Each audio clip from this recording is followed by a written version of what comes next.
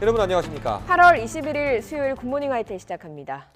우리나라와 일본이 오늘 중국 베이징에서 20일 만에 다시 외교장관 회담을 갖습니다. 우리나라는 일본의 수출 규제 문제점을 지적하면서 대화를 촉구할 예정인데 전망이 밝지만은 않습니다. 베이징에서 강성욱 특파원이 보도합니다. 지난 1일 태국 방콕에서 냉랭한 만남을 가졌던 한일 외교장관이 20일 만에 오늘 오후 중국 베이징에서 다시 만납니다. 강경화 외교부 장관은 일본의 수출 규제와 화이트리스트 배제 조치의 부당성을 적극 제기하고 대화를 통한 해결을 촉구할 예정입니다. 어제 열린 한일 외교부 국장급 협의에서도 우리 정부는 이 문제를 적극 제기했습니다. 일본은 외교당국 간 대화는 유지하되 수출 규제와 관련된 협의는 여전히 피하고 있습니다.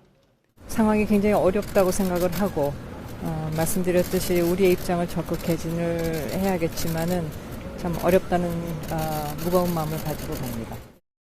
한일 정보보호협정 지소미아의 연장을 재검토한다는 우리 측의 강경한 입장에도 일본은 별다른 반응을 보이지 않고 있습니다.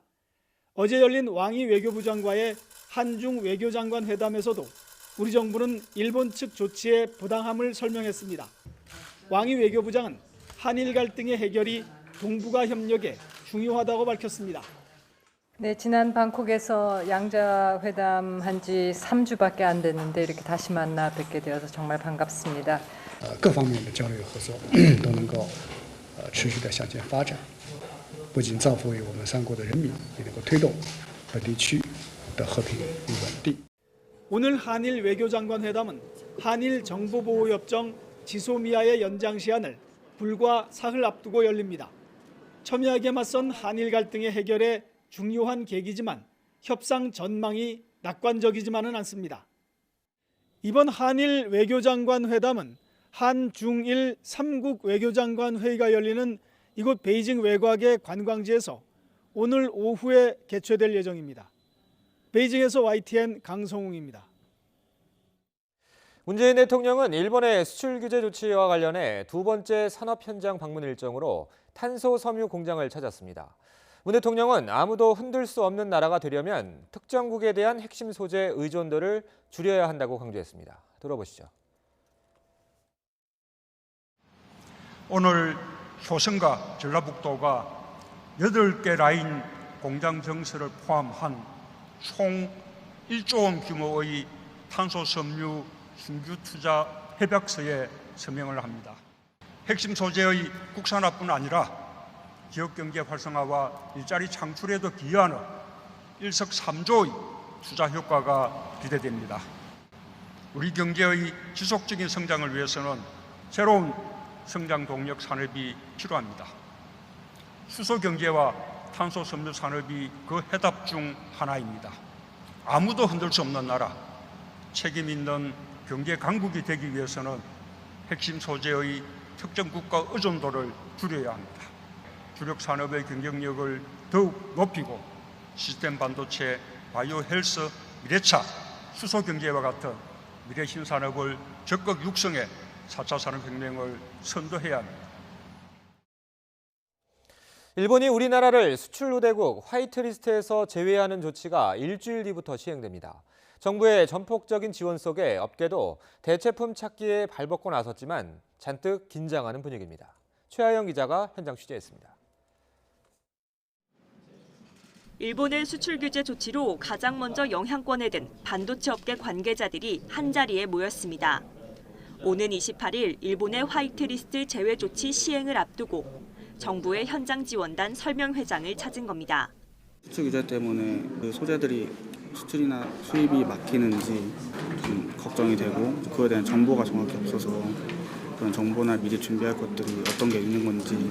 이런 기업들 불안감을 해소하기 위해 정부는 세제와 금융, 연구개발, 재량 근로제까지 전방위 지원에 나서기로 했지만 정부뿐만 아니라 국회, 그다음에 이제 경제단체 힘을 모아가지고 협업을 통해가지고 우리 소부장 쪽의 경쟁력을 강화하는 여러 가지 활동들을 전개하고 있습니다. 어쩐지 기업들 불안은 좀처럼 가시지 않는 분위기입니다. 국산화를 돌려서 원가 절감이 될 수도 있지만 엔드유저 쪽에서는 한국산은 아직까지 어떤 품질적인 퀄리티가 떨어지기 때문에 우리는 일본이 아니더라도 뭐 다른 국가, 다른 나라 거를 쓰고 싶다고 하면 여기에 대체품을 찾더라도 실제 생산이나 공정에 적용하는데 적지 않은 시간이 걸린다는 점도 걱정거리입니다. 삼성전자와 SK하이닉스는 핵심 소재의 국산화와 대체품 발굴에 박차를 가하고 있는데 안정화를 위해선 어느 정도 시간이 걸리는 건 불가피해 보입니다. 탈 일본의 시동을 건 정부는 1년 안에 20대 품목, 5년 안에 80대 품목을 공급 안정화하겠다고 선언했지만 일단 초기 혼란을 최소화하는 게 관건이 될 전망입니다. YTN 최아영입니다. 대한체육회가 일본 도쿄에서 개막한 올림픽 선수단장 회의에서 후쿠시마 인근 경기장과 후쿠시마산 식자재 방사능 안전성 문제를 지적했습니다. 체육회는 2011년 후쿠시마 제1원전 사고에 따른 방사성 물질의 영향에 대해 우려를 제기했고 이에 대해 도쿄올림픽 조직위는 엄중한 안전 기준을 통과한 식품을 제공할 예정이어서 문제가 없다고 답변했습니다. 체육회는 사흘 동안 열리는 이번 회의 기간 후쿠시마 문제와 관련해 국제올림픽위원회 IOC가 객관적이고 전문적인 국제기구에 의뢰해 방사능 안전에 대한 신뢰할 정보를 제공하도록 강력히 촉구할 계획입니다. 이런 가운데 일본 경찰이 한국 국적의 단순 절도 용의자를 대대적으로 지명 수배하고 나섰습니다. 의도적인 한국 때리기로 보입니다. 김희준 기자가 취재했습니다. 일본 도쿄안 병원 앞 횡단보도를 내달려 도망치는 한 남성. 한국 국적의 절도 용의자인 60대 김모 씨입니다. 지난달 13일 도쿄안 초밥집 계산대에서 8만 엔을 훔쳐 달아나다 계단에서 굴러다친 뒤 경찰에 붙잡혔습니다. レジを開けて、で現金をちょうど抜いてる時に後ろ側で発見したんです。カツラかぶって眼鏡してたんですけど。 그런데 병원 치료를 받던 중 체포 닷새 만인 18일 다시 도주한 겁니다. せっかくねあんた命がけでさ捕まえたのに私ももう愕然とするよ. 그러자 일본 경찰은 이튿날 언론을 통해 김 씨를 전격 지명 수배했습니다. 얼굴 사진은 물론 병원에서 도주하는 영상도 그대로 공개했습니다. 언론들도 김 씨의 실명과 얼굴을 여과 없이 보도했습니다. 흉악법이 아닌 단순 절도 용의자를 언론까지 동원해 지명 수배한 것은 이례적입니다. 한일 관계가 악화한 상황에서 도가 넘친 대응이란 비판이 나옵니다. 일본 경찰의 이 같은 행보는 반의를 넘어 혐한 감정을 부추길 수 있다는 우려도 제기됩니다. YTN 김희준입니다. 네, 오늘 출근길 불어오는 바람이 선선합니다. 오늘은 전국 곳곳에 비가 오면서 낮 동안에도 더위가 주춤하겠는데요. 오늘 오후부터 충청 이남 지방을 중심으로 비가 오겠고 서울 등 중북부 지역은 빗방울 정도만 떨어지겠습니다. 오늘 서울의 낮 기온은 30도로 어제보다 3도가량 낮아서 크게 덥지 않겠습니다. 레이더면을 보시면 현재 남해안과 제주도를 중심으로 빗방울이 떨어지고 있습니다. 비구름은 점차 충청 이남 지방으로 확대하겠는데요. 내일까지 남부와 제주도에는 벼락과 돌풍을 동반한 150mm 이상의 폭우가 쏟아지겠고요. 충청 남부와 경북 북부에는 10에서 60mm, 내일 새벽부터 서울 등 중북부와 충청 북부에도 5에서 10mm의 비가 오겠습니다. 충청 지방은 내일 낮까지, 남부와 제주도는 내일 밤까지 비가 이어진 뒤 그치겠습니다. 비가 오면서 오늘 낮 동안에도 크게 덥지 않겠습니다. 서울 30도, 광주 31도, 대전과 대구 32도로 어제와 비슷하거나 조금 낮겠습니다. 내일까지 남부와 제주도에는 게릴라성 호우가 쏟아지면서 산사태와 축대 붕괴 등 호우 피해가 우려됩니다. 여기에 계곡과 하천물이 갑자기 불어날 수 있으니까요. 피서객들은 안전사고에 각별히 주의하시기 바랍니다. 지금까지 상암동 야외 스튜디오에서 박현실입니다. 조국 법무부 장관 후보자의 딸이 고등학교 2학년 때 쓴 논문이 논란입니다. 의대에서 2주 인턴십을 수료하고 통상 논문에 가장 기여를 많이 한 제1저자로 기재된 겁니다. 조 후보자는 정당한 노력의 결과라고 해명했지만 대학 측이 오히려 잘못을 인정하면서 논란이 식지 않고 있습니다. 신지원 기자입니다. 지난 2009년 대한병리학회 학술지에 실린 영어 논문입니다. 출산 전후 신생아의 뇌에 산소 공급이 부족해 발생하는 뇌 신경장애에 관한 연구인데 조국 법무부 장관 후보자의 딸이 제1저자로 기재됐습니다. 당시 조 후보자의 딸은 18살, 한영외고 2학년이었습니다. 해당 논문은 지난 2002년에서 2004년 사이 단국대학교 병원에서 허혈성 저산소 뇌병증을 보인 신생아 37명과 일반 신생아 54명의 혈액을 연구한 결과입니다. 오랜 준비와 실험이 필요한 연구였지만 조 후보자의 딸은 지난 2008년 2주 동안 한영외고의 학부형 인턴십 프로그램에 참여한 게 전부였습니다. 논문의 공동저자이자 지도교수였던 단국대학교 의과대학교 A 교수의 자녀도 같은 고등학교를 다녔던 겁니다. 학생들이 그 대학 갈 때 도움 받으려고 그러면 논문도 쓰고 그러다 이제 지도교수라든가 이제 잡아주고 하는 그런 것들인데 해당 논문이 학회지에 실린 다음해 조 후보자의 딸은 고려대학교 생명과학대학에 진학했습니다. 자녀의 입시 특혜 논란이 일자 조 후보자 측이 진화에 나섰습니다. 논문은 조 후보자의 딸이 단국대학교 천안 캠퍼스까지 먼 거리를 오가며 실험에 적극적으로 참여한 결과라면서 대학에도 과학 영재 전형이 아니라 세계 선도 인재 전형으로 합격했다는 겁니다.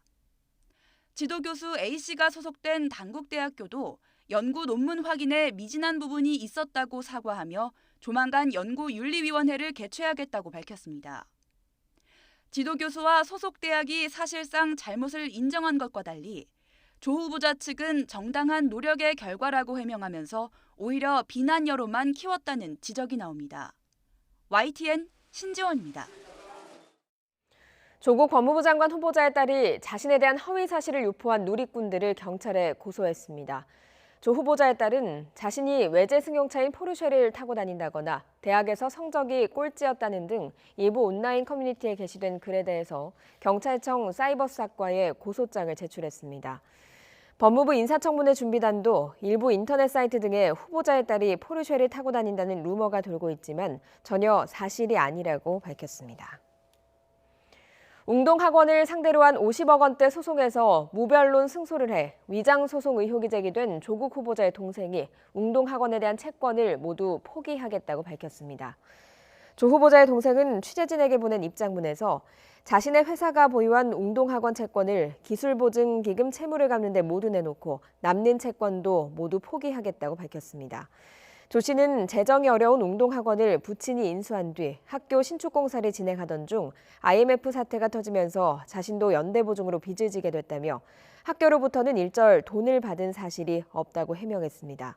또 이따른 사업 실패로 생활비조차 주지 못해 웅동학원 채권 일부를 전 부인에게 준 것이라면서 당시 회사에 채무가 있던 걸 알았더라면 채권을 양도하지도 않았을 것이라고 설명했습니다. 이렇게 조국 후보자의 가족에 대한 논란이 이어지자 청와대도 측면 지원에 나섰습니다. 후보자 가족과 주변 인물들에 대한 지나친 사생활 털기는 야만스러운 관행이라는 비판도 나왔습니다. 신호 기자의 보도입니다. 문재인 대통령을 수행하는 조한기 청와대 제1부속비서관이 이례적으로 SNS에 글을 올렸습니다. 조국 법무부 장관 후보자 가족을 둘러싼 의혹 제기와 관련해 국회의원도 언론도 후보자의 아픈 가족사를 파헤칠 권리가 없다고 지적했습니다. 후보자의 딸과 전 재수 씨는 장관 후보자가 아니라며 사생활을 함부로 다루는 야만스러운 관행을 없애야 한다고 주장했습니다. 강기정 정무수석도 SNS를 통해 조국 후보자에 대한 검증이 과도하다는 목소리를 냈습니다. 사촌, 팔촌의 인사검증이 아닌 후보자의 청문회가 돼야 한다고 지적했습니다. 인사청문 요청서가 제출된 지 15일 안에 청문회를 열고 20일 안에 절차를 마칠 의무가 국회에 있다면서 미국식으로 도덕검증은 비공개로 하고 정책검증을 공개적으로 하자는 청문법 개선도 제안했습니다. 청와대도 국회가 인사청문회법에 따라 이달 30일까지 청문회를 마쳐서 책무를 다해달라고 요청했습니다. 인사검증 책임이 있는 청와대 입장에서는 청문회 시작도 전에 이번 개각의 핵심이었던 조국 후보자에 대한 의혹이 산더미처럼 제기되는 상황이 정치적으로 부담스러울 수밖에 없습니다. 여론의 추이를 지켜보는 가운데 청와대는 도덕성이든 정책이든 청문회를 통해 검증하자고 야당에 요구하면서 조 후보자를 측면 지원하고 있습니다. YTN 신호입니다.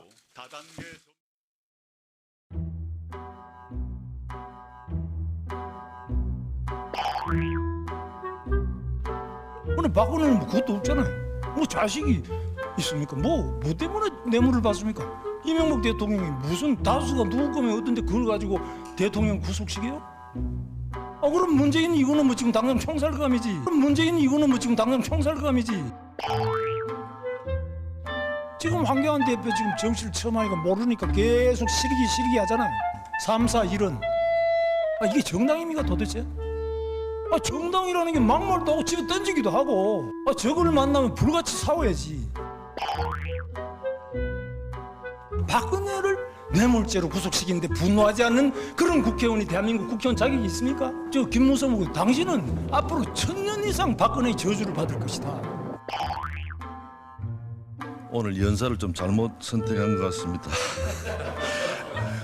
민주화 투쟁의 화신처럼 상징처럼 되어 있는 김문수의 입에서 나올 말은 저는 아니라고 생각합니다. 특정 개인의 입장을 강조하는 것은 좀 실망스러운 이야기다.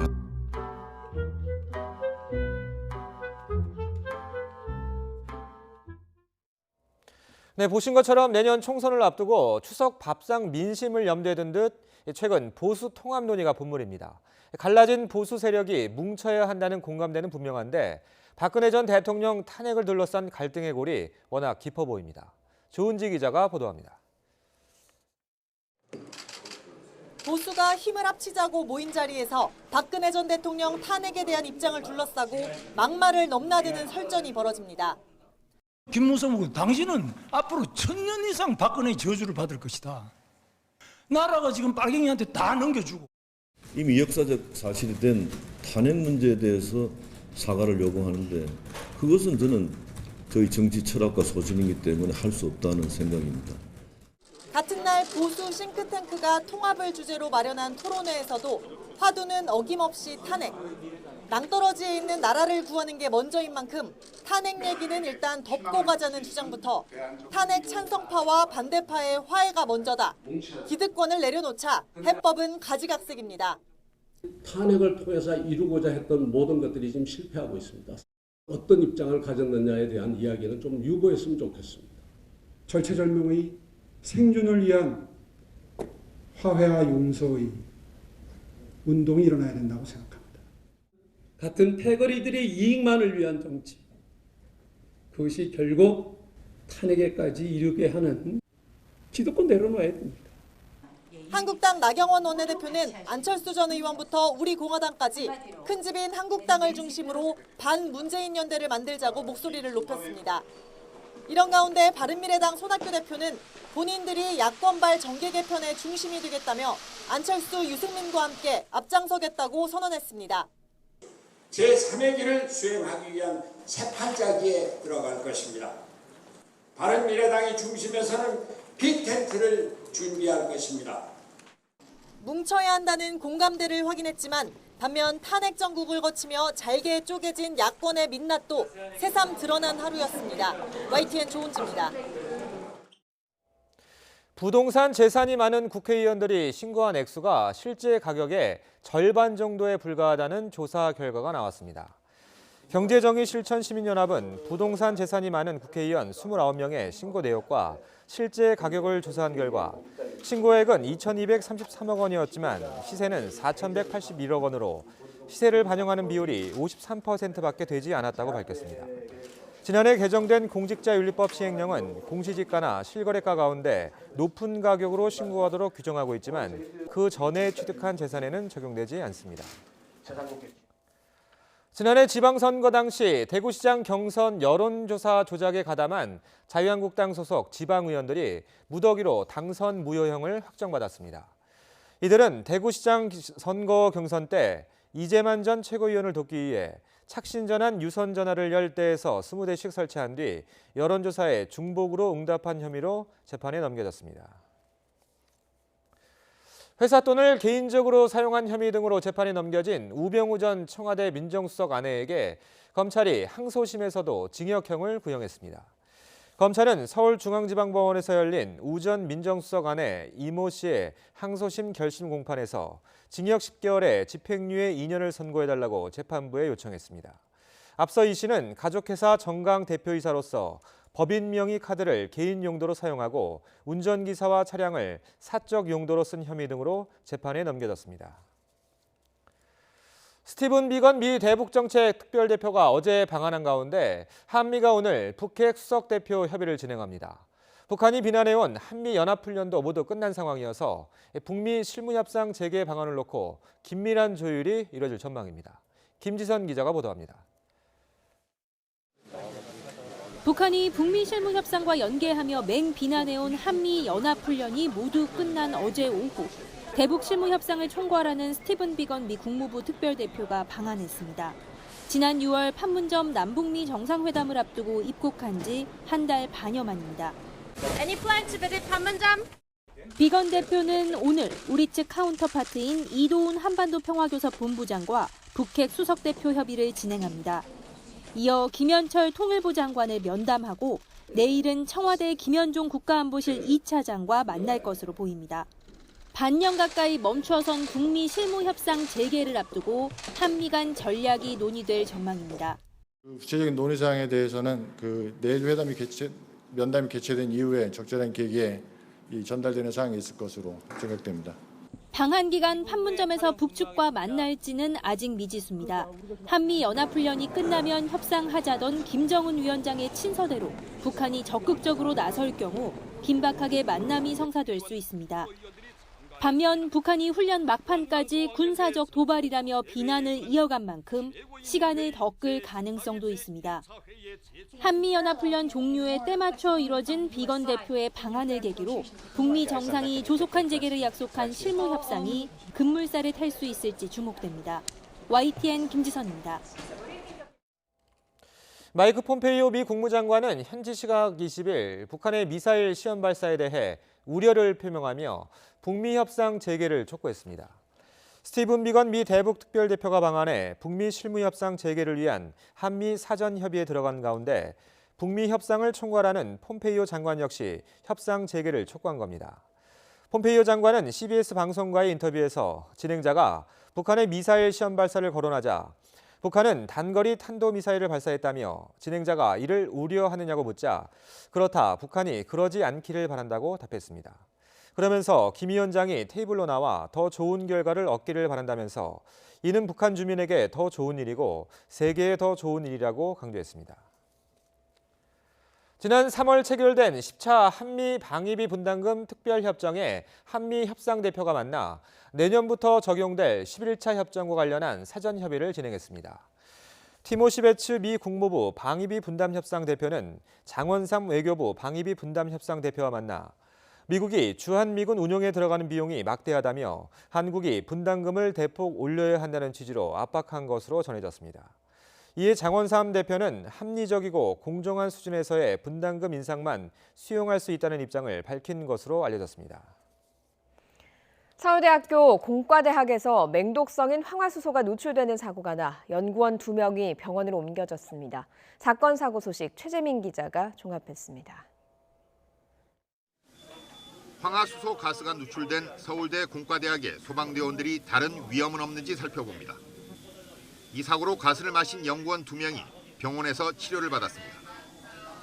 황화수소는 맹독성으로 고농도에 노출되면 중추신경이 마비되고 실신하거나 호흡이 정지되면서 질식해 사망에 이를 수도 있습니다. 경찰은 연구원들이 기판 작업을 위해 열 처리를 하다가 가스가 샌 것으로 보고 있습니다. 건조 중인 컨테이너선 내부입니다. 이곳에서 일하던 근로자 5명이 어지러움증을 호소해 병원으로 이송됐습니다. 또 작업자 24명은 심한 페인트 냄새를 맡고 작업을 중단한 뒤 대피했습니다. 소방당국은 유증기가 유출된 것으로 파악했으나 대우조선해양 측은 페인트 냄새 때문이라고 설명했습니다. 교각을 들이받은 승용차가 처참히 부서졌습니다. 고양시 행주고가 사거리에서 난 사고입니다. 119 구조대가 운전자를 사고 차량에서 어렵게 구출했지만 60대 남성 운전자는 숨진 뒤였습니다. 경찰은 운전자의 음주와 과속 여부를 비롯한 사고 원인을 조사하고 있습니다. 6층짜리 건물 3층에서 화염이 거셉니다. 다행히 인명피해는 없었지만 교육시설에 있던 어린이 등 70여 명이 긴급히 대피했습니다. 또 인근 병원 환자 110여 명도 대피했습니다. 불은 20분 만에 진화됐습니다. 전주에 있는 주택 2층에서도 불이 나 집주인 50대 남성이 2도 화상을 입어 병원으로 옮겨졌습니다. 소방당국은 남성이 가스레인지를 켜고 요리하다가 깜빡 잠이 들어 불이 난 것으로 보고 있습니다. YTN 최재민입니다. 신상공개 결정이 난 이른바 한강 훼손 시신 사건 피의자 장대호의 얼굴이 오늘 처음으로 공개됩니다. 경기 고양경찰서는 일산 동부경찰서 유치장에 입관된 장대호를 오후 2시에 불러서 보강조사를 벌일 계획이라고 밝혔습니다. 경찰은 신상정보 공개가 결정된 만큼 고양경찰서로 이송할 때 장대호의 얼굴을 모자와 마스크로 가리지 않을 방침입니다. 배우 안재현과 결혼 3년 만에 파경위기에 처한 배우 구혜선 측이 이혼할 의사가 전혀 없고 상대와 합의한 적도 없다는 공식 입장을 냈습니다. 구혜선의 법률대리인은 공식 입장을 내고 두 사람이 이혼을 협의한 적은 있지만 합의한 적은 없다면서 혼인 파탄에 대한 귀책 사유도 없다고 밝혔습니다. 이어 이혼합의서 초안이 두 사람 사이에 오가기는 했지만 날인이나 서명은 전혀 이루어지지 않았다고 덧붙였습니다. 구혜선 측은 합의 이혼 절차를 진행했던 이유로 술 취한 상태에서 여러 여성과 잦은 연락을 하고 신뢰를 훼손하는 안재현 씨의 행동 등에 스트레스를 받았기 때문이라고 설명했습니다. 조국 법무부 장관 후보자 인사청문회 일정은 잡히지도 않았는데 여야 공방은 더욱 거세지고 있습니다. 특히 후보자 딸 의혹이 잇따라 제기돼 국회 교육위원회까지 공방이 번지면서 전선이 확대되는 양상입니다. 문재인 대통령이 일본의 수출 규제 보복 이후 두 번째 산업 현장 일정으로 일본 제품 수입 의존도가 높은 탄소 섬유 공장을 방문했습니다. 핵심 소재 특정국 의존도를 줄여야만 아무도 흔들 수 없는 나라를 만들 수 있다며 과감한 지원을 약속했습니다. 북미 협상을 총괄하는 폼페이오 미 국무장관은 북한 김정은 위원장이 테이블로 나와 더 좋은 결과를 얻길 바란다며 실무 협상 재개를 거듭 촉구했습니다.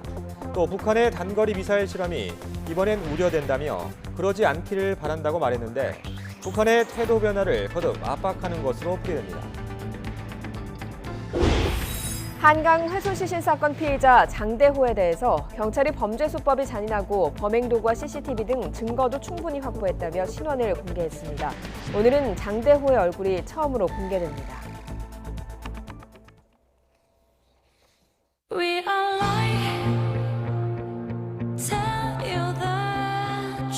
고등학생 때 단 2주 인턴 과정으로 의학 논문 제1저자로 올려주는 스펙 관리, 2차례 유급 성적에도 불구하고 1,200만 원 황제 장학금을 받았습니다. 고등학생이 2주 인턴을 하면서 지도교수와 박사과정들 다 제치고 논문의 제1저자가 됩니다. 가족 사기단의 장기 플랜이 완성되는 거죠. 정유라 사건보다 10배는 더 심합니다.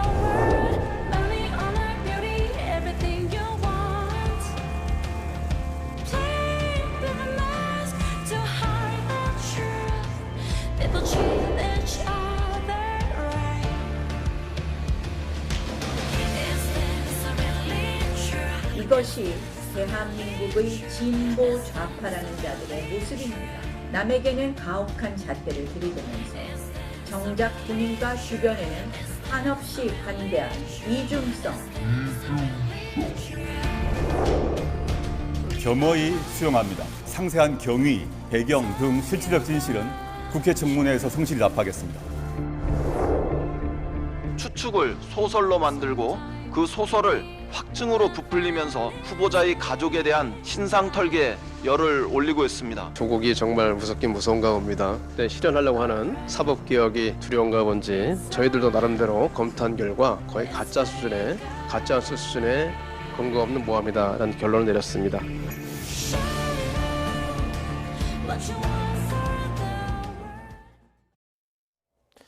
조국 법무부 장관 후보자의 딸이 고등학교 재학 당시 단국대 의대 말고도 다른 대학에서도 이공계 관련 인턴을 하면서 논문의 저자로 이름을 올렸다는 의혹이 제기됐습니다.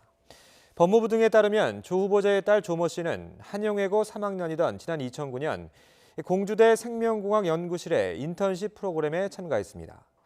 조 씨는 3주 남짓한 인턴 기간 홍조식물 유전자 분석에 관한 논문에 3저자로 이름을 올렸는데 담당 교수가 조 씨 어머니 정경심 씨와 대학 동기인 것으로 알려졌습니다. 이에 대해 조 후보자의 인사청문회 준비단은 조 씨가 일본에서 개최된 국제학회에서 영어로 직접 발표했고 논문이 아니라 직접 발표한 내용을 요약한 발표 요지록에 제3저자로 기재되는 것이라고 해명했습니다. 조국 후보자의 아들은 한국과 미국 이중 국적을 보유했고 5차례 입대를 미룬 것으로 확인됐습니다. 법무부 등에 따르면 조 후보자의 일남 일녀 중 둘째인 아들 조모 씨는 조 후보자가 UC 버클리에서 유학하던 지난 1996년 미국에서 태어나 한미 양국 국적을 모두 지니게 됐습니다. 국내 대학원에 재학 중인 조 씨는 2015년 5월 신체 등급 상급 판정을 받아 현역병 입영 대상이지만 출국과 학업 등을 이유로 5차례에 걸쳐 입영을 연기해왔습니다. 조 후보자의 인사청문회 준비단은 대학원 등 학업 문제로 입대가 조금 늦어졌을 뿐이라며 입대를 위해 2017년 11월 외국 국적 불이행 확인서를 제출했고 내년에 입대할 예정이라고 밝혔습니다. 잇따른 의혹 속에 조국 후보자의 인사청문회 일정은 잡히지도 않았지만 여야의 공방은 갈수록 거세지고 있습니다. 특히 조 후보자의 딸 의혹을 두고 국회 교육위원회까지 공방이 번졌습니다. 김영수 기자의 보도입니다. 교육 현안을 다루는 국회 교육위원회 전체회의. 법안과 교육부 예산결산 심사를 마친 뒤 조국 법무부 장관 후보자와 관련한 자유한국당 의원들의 질의가 이어지자 외고 학생이 2주간 의대에서 인턴을 하고 의학 논문의 제1저자로 등재되는 것이 상식적이고 일반적인 일이라고 생각하십니까? 분위기가 금세 냉각됩니다. 몇 번 지금 위원장이 얘기를 합니까? 제가 지금 장관의 답변을 좀 협조를 기다리고 해주셔야죠. 잇따른 공세에 주무부처 장관인 유은혜 사회부총리 겸 교육부 장관 역시 지지 않고 맞섭니다. 일이라고 확정하실 수 있습니까? 조국 후보자 변호인을 하고 있어. 장관직 나와서요. 한국당은 연일 조 후보자와 관련한 의혹을 곱씹으며 화력을 집중했습니다. 수상한 가족이고 대단한 집안이다. 이런 생각을 하지 않을 수가 없습니다. 손 안 대고 코 푼다는 얘기도 떠오르고요. 여당은 과도한 신상털기라고 선을 긋고 굳건한 엄호 태세를 유지하고 있습니다. 자유한국당은 추측을 소설로 만들고 그 소설을 확증으로 부풀리면서 후보자의 가족에 대한 신상털기에 열을 올리고 있습니다. 다만 여권 일부에서는 딸의 교육 관련 논란이 더 번져 자칫 공정성에 치명상을 입으면 위험하다는 우려가 나오면서 조 후보자가 적극적으로 해명해야 한다는 목소리도 높아지고 있습니다. 아직 인사청문회 일정도 정하지 못한 상황에서 의혹을 제기하고 이를 방어하는 이른바 조국 정국은 당분간 계속될 것으로 보입니다. YTN 김영수입니다. 조국 후보자의 가족을 둘러싼 의혹 제기와 관련해 조한기 청와대 제1부속비서관은 국회의원도 언론도 후보자의 아픈 가족사를 파헤칠 권리가 없다고 지적했습니다. 조 비서관은 SNS에 올린 글에서 조 후보자의 딸과 전 재수 씨는 장관 후보자가 아니라며 이같이 주장했습니다. 또 의혹을 제기할 수 있다는 미명으로 사생활을 함부로 다루는 야만스러운 관행을 없애야 한다고 덧붙였습니다. 청와대도 국회 청문회를 통해 도덕성과 정책에 대한 검증이 종합적으로 이루어져야 한다고 강조했습니다. 청와대 관계자는 기자들과 만나 도덕성은 도덕성대로 후보자가 해명할 사안이 있으면 국민께 해명하고 정책은 정책대로 후보자의 소신을 밝힘으로써 검증이 종합적으로 이루어지는 게 바람직하다며 이같이 밝혔습니다. 이런 가운데 조국 후보자는 어제 출근길에서 첫 법무정책 구상을 내놓으며 정면 돌파 의지를 보였습니다. 하지만 이미 법무부가 추진 중인 정책이 대부분이라 국면 전환을 위해 급조한 것이 아니냐는 지적이 나오고 있습니다. 권남기 기자가 보도합니다. 조국 법무부 장관 후보자가 텀블러 대신 두툼한 파일을 들고 출근합니다. 자신이 법무부 장관이 되면 펼쳐보고 싶다며 여성과 아동 등 사회적 약자의 안전을 중심으로 다양한 정책을 발표했습니다. 범죄로부터 안전하게 하루하루를 마음 놓고 생활할 수 있는 아동 성범죄자 1:1 전담보호 관찰과 스토킹 처벌법 제정, 정신질환 범죄 관리 강화 등 사회적 관심이 큰 범죄 관련 대책을 내놨습니다. 또 폭력 집회 엄정 처리 방침과 함께 안전사고에 대한 수사 지원 등도 주요 정책으로 꼽았습니다. 과도한 폭력을 행사하는 것에 대해서는 불가피하게 법 집행을 할 수밖에 없다는 것이 저의 생각입니다. 하지만 대부분 이미 추진 중인 정책으로 급조한 재탕이란 지적이 나옵니다. 1:1 전담보호관찰은 지난 4월 조두순법 개정 시행을 앞두고 법무부가 보도자료까지 내며 발표한 내용과 거의 똑같습니다. 스토킹 처벌법은 법무부가 입법을 추진해왔지만 1년 넘게 국회 문턱을 넘지 못한 상태입니다. 법무부는 지금 스토킹 처벌법이 조속히 통과되기를 지금 희망하고 있습니다. 정신질환 치료 명령 역시 지난해 강서구 PC방 살인 사건 이후 법무부가 추진한 정책입니다. 조 후보자는 새로운 것이 없다는 취재진의 질문에 자세히 봐달라며 말을 아꼈습니다. 법무행정의 연속선선에서 겹치는 부분이 있으나 자세히 보시면 새로운 것이 많이 있을 것입니다. 조 후보자는 가족들을 둘러싼 각종 의혹에 대해선 국민의 비판을 수용한다면서도 청문회에서 진실을 밝히겠다며 즉답을 피했습니다. YTN 권난기입니다. 보수 대통합을 논의하자며 자유한국당 의원 등이 국회에서 토론회를 열었습니다. 그런데 저주, 총살 같은 원색적인 비난만 난무했습니다. 들어보시죠. 박근혜를 뇌물죄로 구속시키는데 분노하지 않는 그런 국회의원이 대한민국 국회의원 자격이 있습니까? 나는 김무성 당신은 앞으로 1000년 이상 박근혜의 저주를 받을 것이다. 나라가 지금 빨갱이한테 다 넘겨주고 우리가 해서 탄핵해서 넘겨준 거 아닙니까? 솔직히 말씀합니다. 적어도 저는 박근혜가 저보다 더 깨끗한 사람이라고 확신합니다. MB 같은 사람들을 저는 볼 때 이명박 대통령이 무슨 다수가 누구 거면 어떤데 그걸 가지고 대통령 구속시켜요? 그럼 문재인 이거는 뭐 지금 당장 총살감이지. 탄핵에서 정권이 넘어갔다라고 아까 이야기를 했고 탄핵에서 문재인을 불러왔다 하는 지적은 잘못된 지적이라는 점을 제 의견을 말씀드립니다. 이 비극의 시작은 지난 총선에서 도저히 질 수 없는 선거를 우리 스스로가 자처해서 졌다는 거기서부터 시작된 일입니다. 오늘 충청과 남부 지역엔 요란한 비 예보가 있습니다. 특히 남부 지역에 시간당 30mm 이상의 국지성 호우가 내릴 것으로 보입니다. 남쪽 지역에 계신 분들은 나오실 때 우산 챙기셔야겠습니다. 현재 제주 지역부터 비가 오고 있는데요. 오전엔 남해안, 오후에는 남부와 충청 지역까지 비가 확대될 것으로 보입니다. 낮 한때 경기 북부와 영서 북부 지역도 산발적인 비가 조금 올 것으로 보이고요. 서울 등 중북부 지역은 내일 새벽에 비가 오겠습니다. 예상되는 비의 양은 남부와 제주도에 150mm 이상으로 많겠고요. 충청 남부와 경북 북부에도 최고 60mm의 비가 오겠습니다. 수도권과 충청 북부 지역은 5에서 10mm의 비가 예상됩니다. 현재 기온은 어제 아침보다 조금 높게 시작합니다. 서울 기온이 현재 24.5도, 대구는 24.3도를 가리키고 있는데요.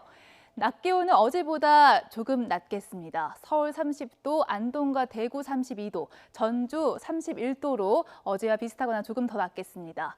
비는 내일 새벽 중부를 시작으로 남부 지역은 밤에 그치겠습니다. 내일 비가 그친 뒤 낮 기온은 30도 안팎을 보이겠는데요. 아침 기온은 21도 선까지 떨어지면서 일교차가 커질 것으로 예상됩니다. 날씨 정보였습니다. 한국과 일본의 갈등이 여전히 첨예한 가운데 양국 외교장관이 오늘 중국에서 20일 만에 다시 만납니다. 베이징에서 열리는 한중일 외교장관 회의에 참석 중인 강경화 외교부 장관과 고노다로 일본 외무상은 오늘 오후 회담을 갖고 한일 간 현안에 대해 논의할 예정입니다. 강경화 장관은 이 자리에서 일본의 수출 규제와 화이트리스트 배제 조치의 부당성을 적극 제기하면서 대화를 통한 문제 해결을 촉구할 예정입니다. 하지만 일본은 어제 열린 한일 외교부 국장급 협의에서 외교적 대화를 유지하되 수출 규제 관련 대화는 응하지 않는다는 입장을 나타낸 것으로 알려져 오늘 회담에서도 성과를 낙관하기 쉽지 않다는 전망이 나오고 있습니다. 왕이 중국 외교 담당 국무위원 겸 외교부장이 고노다로 일본 외무상을 만나서 보호주의와 일방주의에 반대 입장을 밝혔습니다. 중국 외교부에 따르면 왕이 국무위원은 어제 한중일 외교장관 참석차 방중한 고노 외무상과 베이징 구베이 수의전에서 양자회담을 갖고 이런 입장을 표명했습니다. 왕이 국무위원이 어제 회담에서 한일 무역 갈등 문제를 언급했는지에 대해서는 중국 외교부는 공개하지 않았습니다. 문재인 대통령은 일본의 수출 규제 보복 이후 두 번째 산업 현장 일정으로 일본 제품 수입 의존도가 높은 탄소 섬유 공장을 찾았습니다. 핵심 소재의 특정국 의존도를 줄여야만 아무도 흔들 수 없는 나라를 만들 수 있다며 과감한 지원도 약속했습니다. 임성호 기자입니다. 문재인 대통령이 검은색 자동차를 둘러봅니다. 탄소 섬유로만 만든 전기차 차체입니다. 탄소 섬유만으로 집어넣을 수 있는 거를 이제 나중에 3D 프린터에서 한 줄로 이렇게 감아서 만드는 차체입니다. 쇼생 완전히 돈 벌겠는데요. 무게는 철의 4분의 1이지만 강도는 10배나 강해 꿈의 소재로 불리는 탄소 섬유 공장을 문 대통령이 방문했습니다. 상당 부분 국산화에 성공했지만 항공기 등에 쓰이는 고탄성 부문은 일본에 뒤처졌고 일본의 추가 수출 규제 가능성이 큰 품목으로도 거론됩니다. 문 대통령은 광복절 경축사에서 밝힌 아무도 흔들 수 없는 경제 강국을 만들려면 핵심 소재의 특정국 의존도를 줄여야 한다고 강조했습니다. 탄소 섬유 같은 부품, 소재 분야에 대한 민간 투자는 소재 국산화와 지역 경제 활성화, 일자리 창출이라는 일석삼조 효과를 거둘 것이라고 평가하고 과감한 지원을 약속했습니다. 탄소 섬유 등 100대 핵심 전략 품목을 선정하여 향후 7년간 7, 8조 원 이상의 대규모 예산을 투자할 것입니다. 자립화가 시급한 핵심 R&D에 대해서는 예타 면제도 추진할 것입니다. 시스템 반도체와 수소 경제 등 미래 신산업을 적극적으로 육성해서 4차 산업혁명을 선도하는 책임 있는 경제 강국으로 나아가겠다고 밝혔습니다. 문 대통령은 지난 7일에도 일본 수입에 의존했던 대형 로봇 감속기를 최초로 국산화한 업체를 방문해 소재 부품 산업의 탈일본화에 속도를 내겠다고 강조했습니다. 청와대는 일본이 규제 품목 가운데 하나인 포토레지스트 수출을 두 번째로 허가한 데 대해서도 공급의 불확실성은 여전한 상황이라며 수출 규제 조치 철회 전에는 근본적인 입장 변화로 볼 수 없다고 평가했습니다. YTN 임성호입니다. 대한체육회가 도쿄올림픽 참가국 대표회의에서 후쿠시마 인근 경기장과 후쿠시마산 식자재의 방사능 안전성 문제를 지적했습니다. 다른 나라도 환경 관련 우려를 나타냈습니다. 서봉국 기자가 보도합니다. 1년도 남지 않은 도쿄올림픽 주 경기장을 각국 인사들이 둘러봅니다. 선수단 단장 회의에 참석한 194개 나라 대표들입니다. 야외 수영장 악취, 방사능, 그리고 폭염 논란 속에 각국 대표들의 관심사는 단연 경기장 환경과 안전 문제로 모아졌습니다. We don't want athletes because of the circumstances that they will come and get problems. 대한체육회도 단장 회의에서 2011년 후쿠시마 원전 사고에 따른 방사성 물질 영향에 대해 우려를 나타냈습니다. 후쿠시마 인근 경기장 안전과 선수 식당 식자재 공급에 대해 공식 이의를 제기했습니다. 이에 대해 도쿄올림픽 조직위는 안전 기준을 통과한 식품을 제공할 예정이어서 문제가 없다고 답변했습니다. 우리나라는 우리 선수들만을 위한 별도의 급식센터까지 검토하는 상황입니다. 선수단이 방사능 안전 문제에서 안전한지가 가장 우선이고요. 그래서 저희는 선수들을 위한 급식지원센터 운영이라든지 식자재 제공이라든지 이런 거에는 현재 최선을 다할 예정입니다. 체육회는 사흘간 열리는 이번 회의 기간 IOC가 객관적이고 전문적인 국제기구에 의뢰해 방사능 안전에 대한 신뢰할 정보를 제공하도록 강력히 촉구할 계획입니다. 또 도쿄올림픽 대회 공식 홈페이지 지도상에 독도 표기 문제 시정을 강력하게 요구할 예정입니다. YTN 서봉국입니다. 이도훈 외교부 한반도 평화교섭 본부장과 스티븐 비건 미 대북정책 특별대표가 오늘 오전 한미 북핵 수석대표 협의를 열고 북미 실무협상 재개 방안 등을 논의합니다. 이후 비건 대표는 통일부를 방문해 김현철 장관과 면담을 진행할 예정이고 내일 청와대에서 김현종 국가안보실 2차장과 만날 것으로 알려졌습니다. 비건 대표의 이번 방안은 한미연합훈련 종료와 시점을 같이해 주목되고 있습니다. 한미협상대표가 곧 있을 11차 방위비 분담금 새 협상을 위해 서울에서 만났습니다. 사전 협의나 일종의 탐색전으로 보입니다. 김세호 기자가 보도합니다. 지난 10차 한미 방위비 분담금 협상을 맡았던 장원삼 우리 측 대표와 티모시 베츠 미 국무부 대표가 서울에서 비공개로 만났습니다. 이르면 다음 달 진행될 11차 협상 준비를 위해서입니다. 지금 한미 방위비 분담 협상 대표 간의 사전 협의 성격의 면담이 진행되는 것으로 알고 있습니다. 구체 결과에 대해서는 전달드릴 것이 있으면 추후에 알려드리도록 그렇게 하겠습니다. 이번 회동에서는 제11차 한미 방위비 분담금 협상의 구체적인 일정과 회의 방식을 논의했을 것으로 보입니다. 관심은 미 측이 요구하는 방위비 인상액입니다. 트럼프 대통령은 지난 7일 트위터에서 한국은 미국에 상당히 많은 돈을 내기로 합의했다고 주장했습니다. South Korea and I have made a deal. They've agreed to pay a lot more money toward the United States. 일각에서는 미국 측이 지금의 1조 389억 원에서 4-5배의 인상 카드를 제시할 가능성이 제기되어 왔습니다. 특히 미국은 지난 10차 협상 때 철회했던 전략자산 전개 비용 등 작전 지원 항목을 다시 거론할 가능성이 높아 보입니다.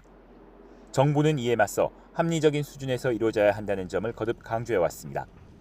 방위비 분담금 협상은 11차 협상 대표단이 구성되는 대로 본격화할 예정인데 미국의 인상 카드가 현실화할 경우 우리로선 적지 않은 부담이 될 전망입니다. YTN 김세호입니다. 경찰이 한강 훼손 시신 사건 피의자 장대호의 신원을 공개하기로 했습니다. 신상정보 공개가 결정된 만큼 오늘 보강조사를 위해 이송되는 장대호의 얼굴도 처음으로 공개됩니다. 김다연 기자가 보도합니다. 지금까지 언론에 만 38살 남성으로만 알려진 한강 훼손 시신 사건 피의자. 지난 18일 영장 실질 심사를 받기 위해 법원에 들어설 때도 검은 모자에 흰 마스크로 얼굴을 가렸습니다. 사망자가 먼저 저한테 시비를 걸었어요. 주먹으로 먼저 저를 쳤고 휴정일관 반말로 계속 시비를 걸었습니다. 그리고 이틀 만에 피의자의 신원이 공개됐습니다. 경기 북부지방경찰청이 외부 전문가 4명과 경찰 관계자 3명이 참여한 신상공개위원회를 열어 장대호의 실명과 얼굴 공개를 결정한 겁니다. 위원들은 장대호가 시신을 심하게 훼손한 뒤 공개적인 장소인 한강에 유기하는 등 범죄 수법이 잔인하고 구속영장 발부와 범행 당시 CCTV 확보 등 증거가 충분한 점을 고려했다고 밝혔습니다. 또 국민의 알 권리 보장 등 공익적 효과도 판단 근거로 삼았다고 설명했습니다. 피해자가 자수한 점 등 비공개 사유에 대해서도 충분히 고려하였으나 모든 요건을 종합적으로 고려하여 지난 2009년 강호순 연쇄살인 사건을 계기로 흉악범의 신상 공개 제도가 만들어진 이후 지금까지 모두 22명의 신상이 공개됐습니다. 올해만 해도 청담동 주식부자 부모를 살해한 김다운과 진주 아파트 방화살인범 안인득, 전 남편을 살해한 고유정에 이어 장대호까지 모두 4명이 신상 공개 대상에 올랐습니다. 축적이 돼서 어느 정도는 유사성, 동일성을 유지하려는 노력을 한다, 이렇게 보여요. 신상 정보 공개가 결정되면 수사 공보 규칙에 따라 경찰은 피의자의 실명과 나이를 공개하고 마스크 등으로 얼굴을 가리는 조치를 없애게 됩니다. 다만 경찰은 신상 공개에 따른 장대호 가족이나 주변인의 2차 피해를 막기 위해 모니터링을 시행하고 있다며 관련 정보를 무분별하게 SNS 등에 올리면 처벌받을 수 있다고 강조했습니다. YTN 김다연입니다. 구독자 수를 늘리기 위해서 유튜버들은 막말과 엽기적인 행동을 서슴지 않고 있습니다. 미국에 사는 한국인 유튜버는 대마초를 피우는 모습을 여과 없이 실시간으로 방송해 논란인데 처벌도 규제도 어렵습니다. 김대겸 기자입니다. 미국에서 한국어로 유튜브 콘텐츠를 만드는 A씨의 실시간 방송 모습입니다. 자신이 사는 곳에서 대마초 흡연은 합법이라며 청소년들도 구매할 수 있다고 말합니다. 여러분, 워싱턴 DC 들으면 대마초가 합법이에요. 최초 5분만 나가면 다 살 수 있어요. 돈 2만 원만 20분만 내면 대마초 합법. 고등학생도 대마초 사서 필 수 있어요. A씨는 직접 대마초를 피우는 모습도 그대로 내보냈습니다. 방송을 본 일부 시청자들은 충격에 빠졌습니다. 미국은 다 합법이다. 한국에서 나를 어떻게 할 수 없다. 나를 잡으러 올 수도 없고 여긴 합법이니까 처벌 못한다. 그러면서 계속 대마초를 흡연하다가 막 이러면서 얘기를 하다가 한 시청자는 경찰과 검찰에 해당 유튜버를 신고했지만 만약 A씨가 미국 국적자라면 처벌할 수 없다는 답변만 들었습니다.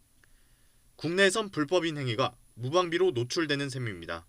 보는 사람은 전 연령대인데 미성년자들도 결국은 마약을 사용하고 올린 후기, 성매매를 하고 난 후기 이런 것들을 듣게 되면 아이들이 모방 심리가 자극이 되면서 규제도 쉽지 않습니다. A씨 말대로 시애틀주에선 대마초 흡연이 합법인 탓에 설령 우리 수사당국이 동영상 삭제를 요청해도 유튜브 측이 받아들일지 미지수입니다. 건마다 다를 것 같은데 일단 유튜브는 유튜브 나름의 이제 기준을 가지고 그 기준점으로 이제 모니터링을 진행을 하고 있는데 그 기준점이 커뮤니티 가이드라인인 거예요. 일부 유튜버들의 자극적인 방송이 끊이질 않고 있지만 표현의 자유를 침해해서는 안 된다는 반박 속에 근본적인 대책 마련은 여전히 멀기만 한 상황입니다. YTN 김대겸입니다. 어제 오후 2시쯤 서울대학교 공과대학에서 맹독성인 황화수소가스가 누출되는 사고가 났습니다. 이 사고로 연구원 26살 황모 씨 등 2명이 가스를 마셔 병원에서 치료를 받았습니다. 경찰과 소방당국은 황 씨가 기판 작업을 위해 열 처리를 하다가 가스가 샌 것으로 보고 정확한 원인을 조사하고 있습니다. 황화수소는 맹독성 가스로 고농도에 노출되면 중추신경이 마비되고 실신하거나 호흡이 정지되면서 질식해 사망하기도 합니다. 맛있게 먹고 시원하게 비우고 이결이야? 역시 메이킨이죠.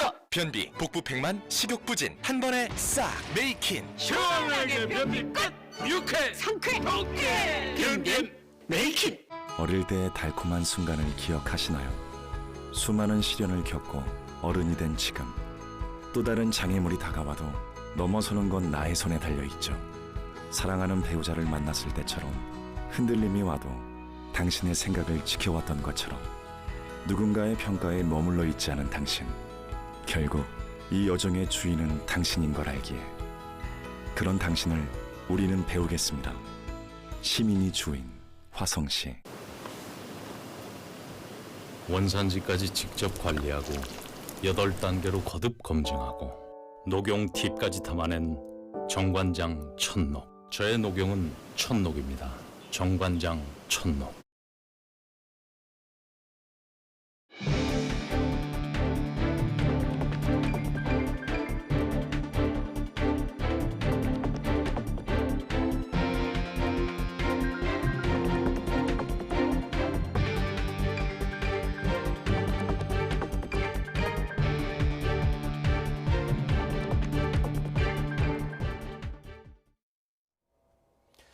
문재인 대통령은 아무도 흔들 수 없는 경제 강국이 되기 위해서는 핵심 소재 특정국가 의존도를 줄여야 한다면서 소재 부품 산업의 민간 투자를 정부가 과감하게 지원하겠다고 밝혔습니다. 문 대통령은 일본의 수출 규제 이후 2번째 현장 방문 일정으로 효성 전주 공장에서 열린 탄소 섬유 투자 협약식에 참석해 이같이 밝혔습니다.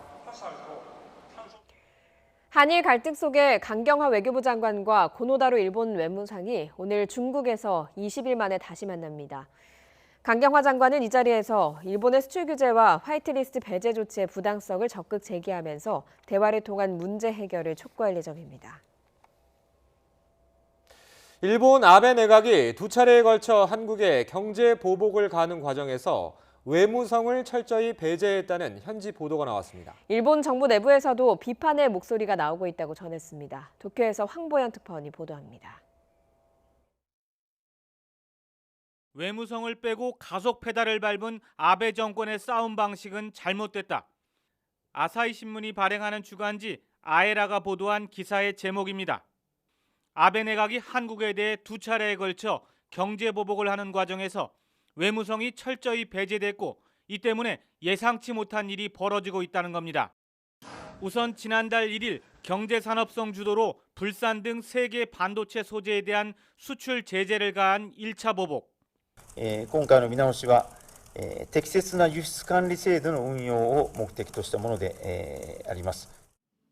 그런데 당시 외무성은 경제산업성이 홈페이지에 구체적인 제재 내용을 밝힐 때까지 세계 품목이 무엇인지 통보받지 못했다고 전했습니다.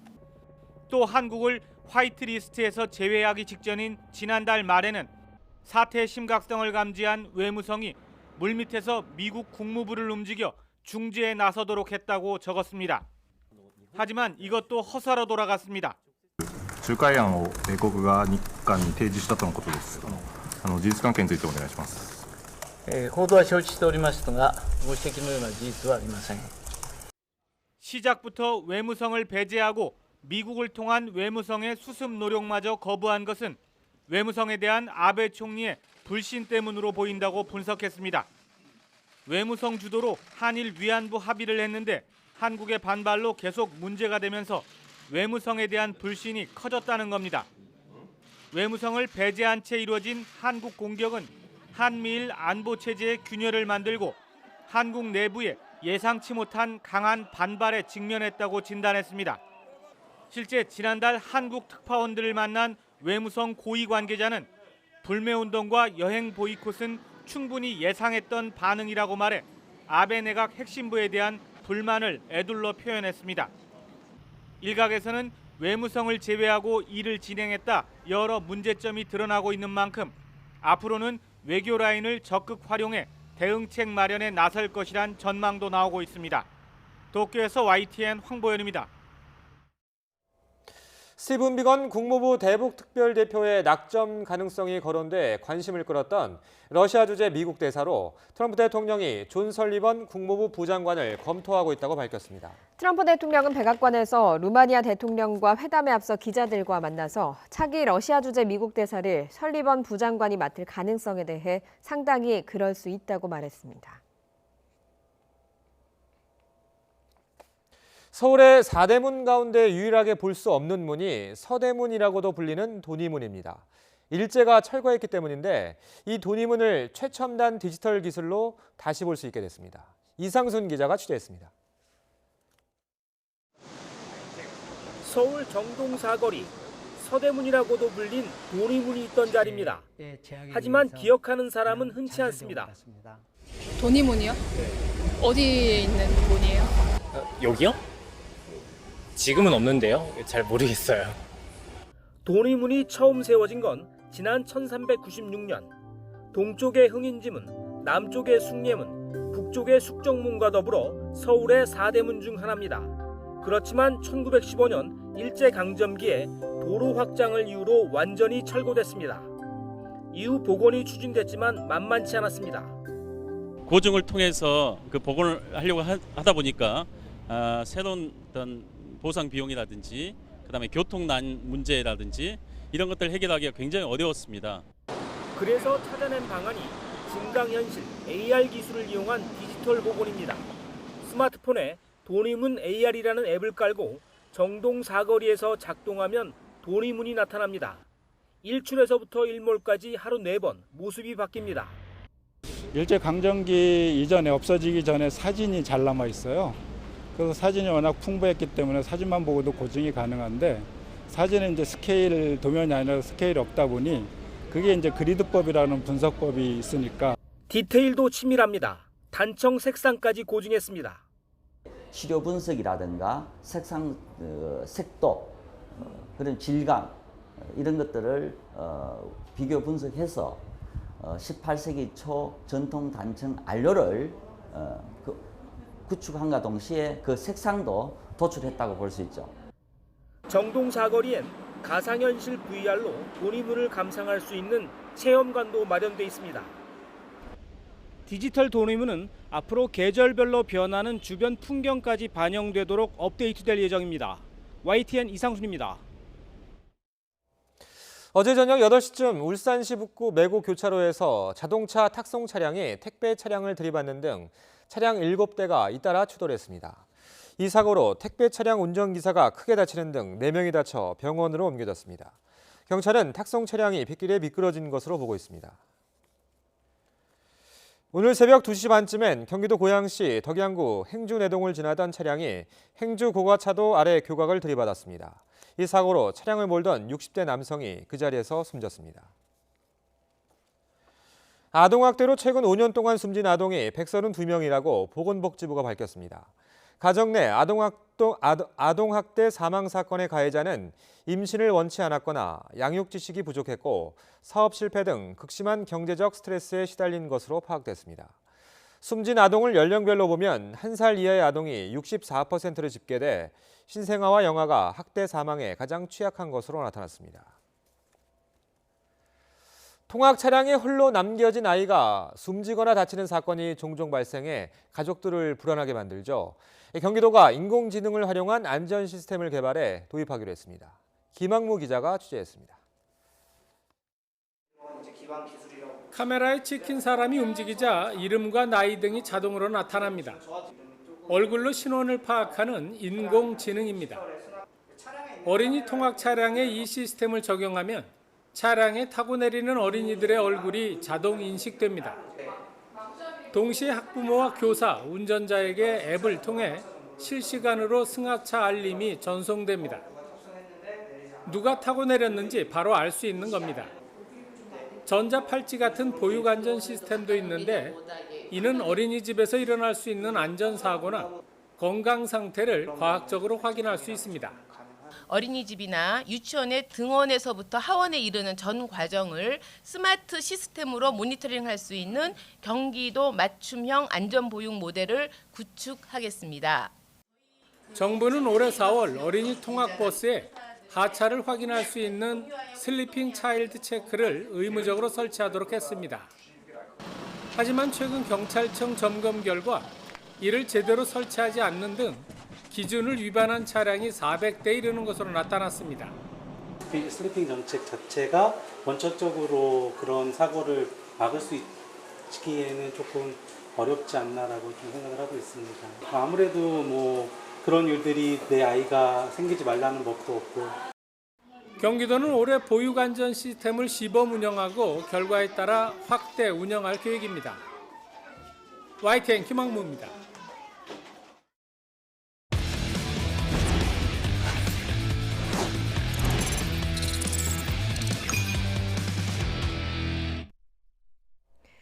대한체육회가 어제 도쿄에서 개막한 올림픽 선수단장 회의에서 후쿠시마 인근 경기장과 후쿠시마산 식자재의 방사능 안전성 문제를 지적했습니다.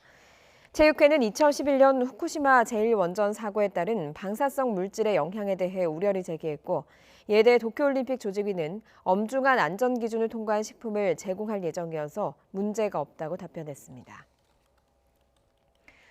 프로야구 소식입니다. 프로야구 SK의 에이스 김광현 선수가 인천 문학구장 홈경기에서 롯데 타선을 상대로 6이닝 2피안타 삼진 7개 무실점으로 호투해 2010년 이후 9년 만에 15승을 달성했습니다. SK는 최정 선수가 한 달여 만에 홈런포를 가동하면서 3안타 3타점을 기록해 롯데를 5대0으로 누르고 3연패에서 벗어났습니다. 플레이오프 막차인 5위를 다투는 NC와 KT는 나란히 두산과 키움을 제압했습니다.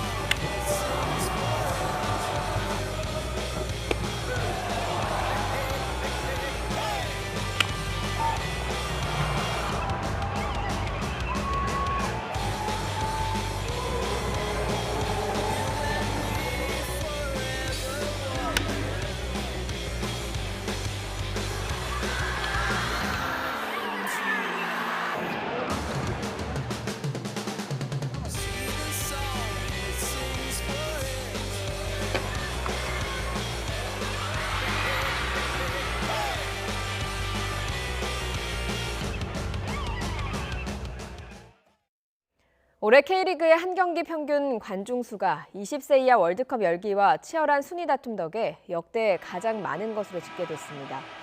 한국프로축구연맹은 6월부터 관중수가 급격히 증가해서 26라운드를 마친 현재 K리그 1의 경기당 평균 관중수는 8,000명을 넘어섰고 K리그2는 2,600여 명으로 두 리그 모두 2012년 이후 가장 많다고 밝혔습니다.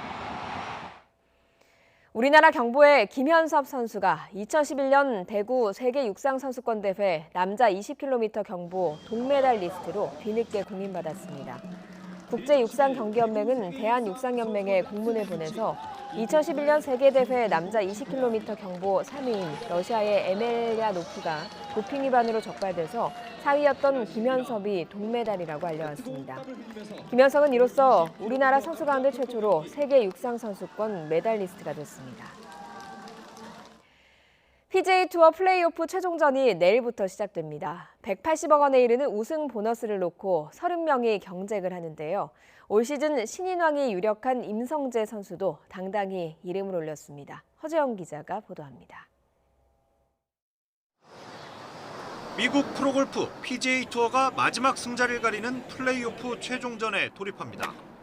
마지막까지 살아남은 30명이 무려 1,500만 달러, 약 181억 원이라는 천문학적인 우승 상금을 놓고 나흘간의 결전에 나섭니다. 최하위인 30위도 약 4억 8천만 원의 상금을 받는 말 그대로 그린 위의 돈잔치가 펼쳐집니다. 이번 대회는 BMW 챔피언십 우승으로 페덱스컵 포인트 1위를 달리는 저스틴 토머스가 10언더파를 안고 대회를 시작하고 2위 패트릭 켄틀레이와 3위 브룩스 켑카는 각각 8언더파와 7언더파를 미리 받는 새로운 제도로 진행됩니다.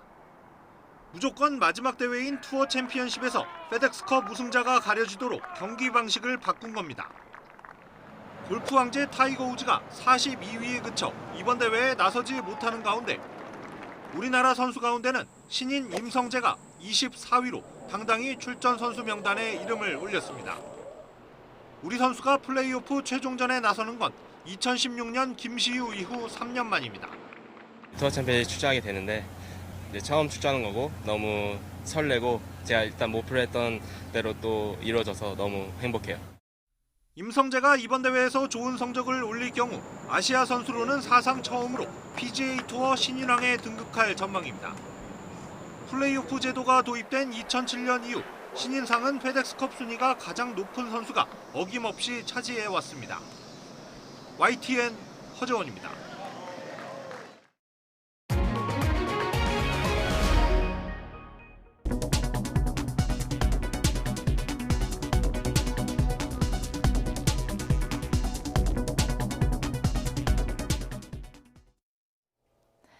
오늘 충청과 남부 지역에 계신 분들은 나오실 때 우산을 준비하셔야겠습니다. 충청과 남부 지역 오늘 요란스러운 비가 오겠습니다. 현재 제주부터 비가 오고 있는데요. 오전엔 남해안 지역, 오후에는 남부와 충청 지역까지 비가 확대될 것으로 예상됩니다. 낮 한때 경기 북부와 강원 북부 지역도 비가 조금 오겠고요. 서울 등 그 밖의 중북부 지역은 내일 새벽 한때 비가 오겠습니다. 예상되는 비의 양은 남부와 제주도에 150mm 이상으로 무척 많겠고 충청 남부와 경북 북부 지역도 최고 60mm의 비가 오겠습니다. 수도권과 충청 북부 지역, 강원 지역은 5에서 10mm의 비가 오겠습니다. 현재 기온은 어제 아침보다는 조금 높게 시작합니다. 서울 기온이 현재 24.5도, 대구는 25도까지 올라가 있는데요. 비가 오면서 낮더위의 기세는 조금 더 수그러들겠습니다. 서울 30도, 청주 31도, 대구 32도, 강릉은 29도 선에 머물겠습니다. 비는 내일 새벽 중부를 시작으로 남부 지역은 밤에 그치겠습니다. 내일 비가 그친 뒤 낮 기온은 30도 안팎을 보이겠고 아침 기온은 점점 떨어져서 일교차가 조금씩 크게 벌어질 전망입니다. 날씨 정보였습니다. 굿모닝 YTN 2부 잠시 후 8시에 이어집니다.